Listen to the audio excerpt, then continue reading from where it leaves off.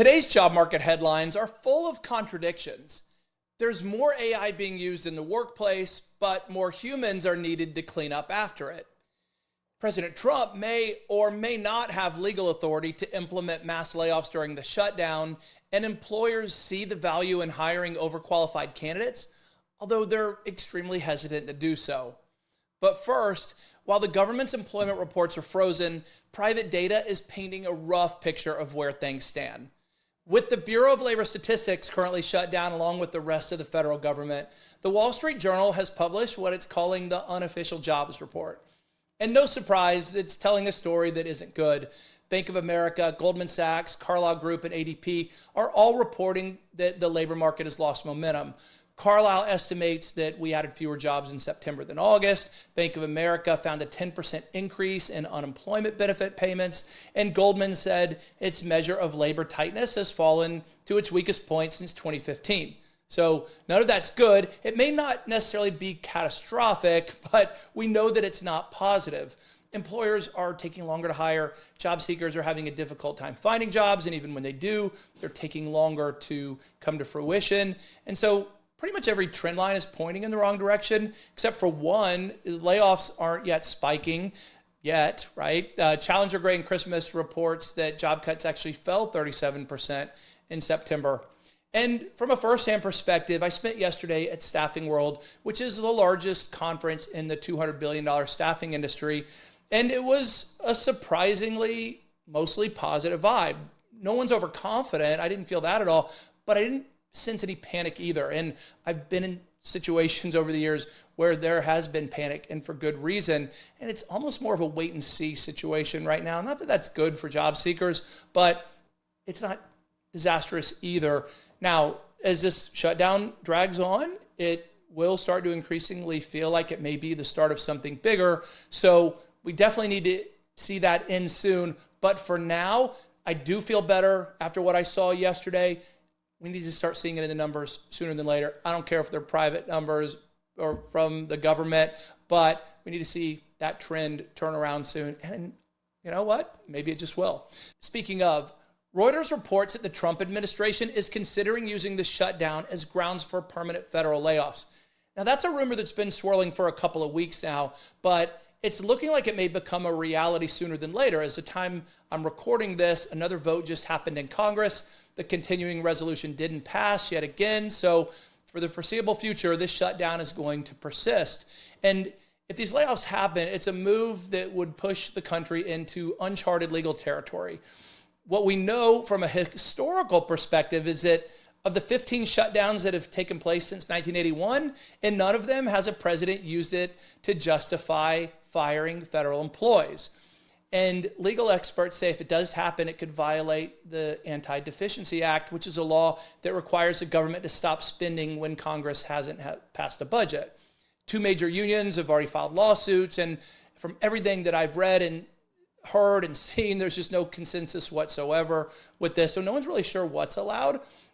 Interestingly, Reuters quotes a University of Minnesota law professor who said the federal agencies have broad discretion to invoke mass layoffs in response to budget shortfalls, which may include shutdowns. But at the same time, a law professor at Emory University warned that officials who approve mass firings could potentially face felony liability, and not just lawsuits, but potential prosecution. So it seems safe to say at this point that if those reductions in force do happen, then the courts are going to be the one who decide whether it's allowed. It's not going to happen with Congress, not going to happen with Republicans and Democrats.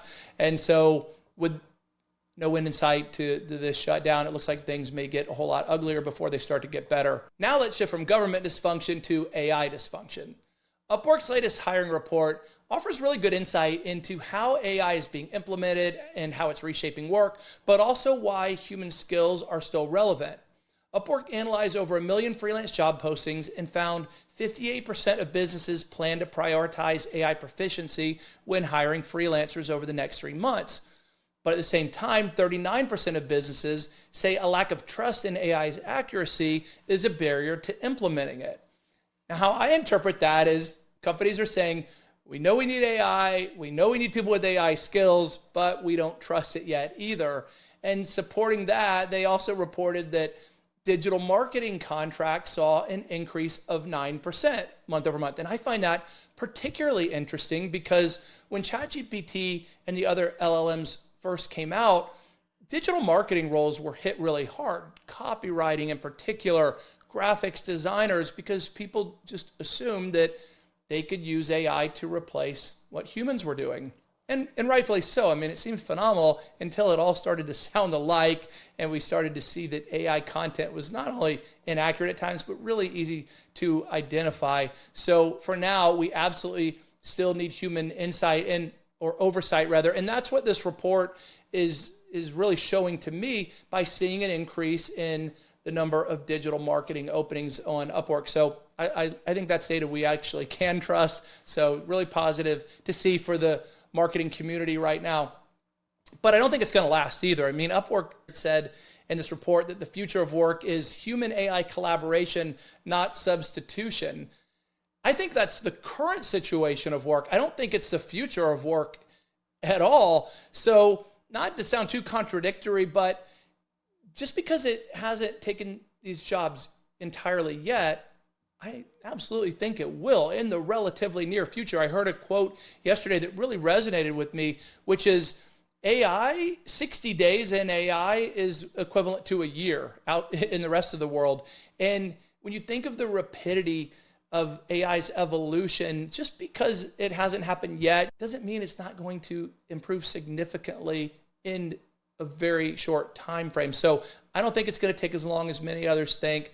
That is my message that I say over and over. So just don't let it catch you off guard. And finally for today, a new survey from Express Employment shows 70% of employers say they're open to hiring overqualified candidates.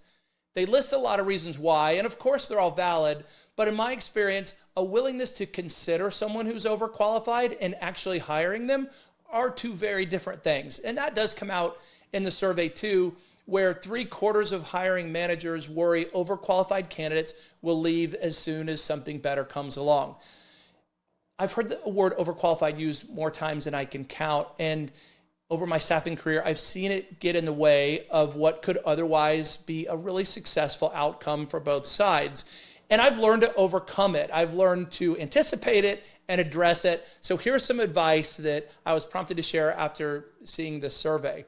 If you're on the hiring side, don't immediately look past what you consider to be an overqualified candidate. Take it as a potential gift because it may very well be one.